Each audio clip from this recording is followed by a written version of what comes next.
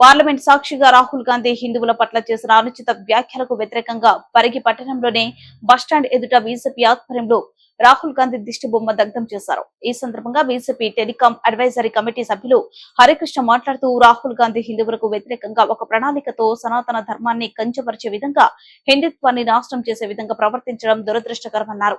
హిందువులు ఎప్పుడు హింసనే ప్రేరేపిస్తారని, హింస ద్వేషం వాటితో దేశాన్ని వల్లకాడు చేస్తున్నారనే విధంగా అకస్సు వెలగక్కడం కాంగ్రెస్ పార్టీ నిజ స్వరూపానికి నిదర్శనమన్నారు. మరి ఈ దేశంలో హిందువులు హింసను ప్రేరేపిస్తే ఇతర మతాలకు చెందిన వారు ఇక్కడ ఉండేవారా అని ప్రశ్నించారు. వెంటనే రాహుల్ గాంధీ హిందూ సమాజానికి బహిరంగ క్షమాపణ చెప్పాలని, తాను అన్న మాటలను వెంటనే ఉపసంహరించుకోవాలని వారు డిమాండ్ చేశారు.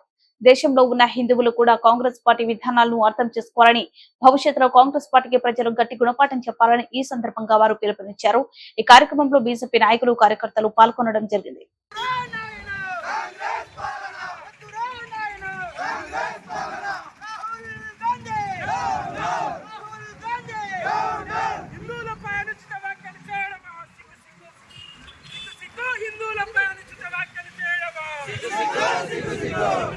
రాహుల్ గాంధీ హిందువులపై అనుచిత వ్యాఖ్యలు చేయడము,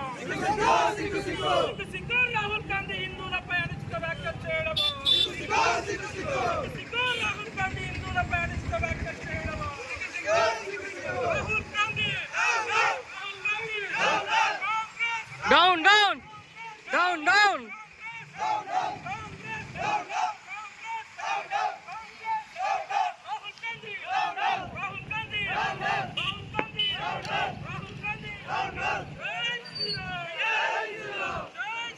జై జై శ్రీరామ్, జై జై శ్రీరామ్.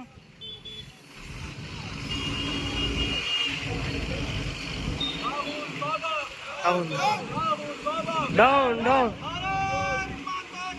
జై జై జై జై శ్రీరామ్.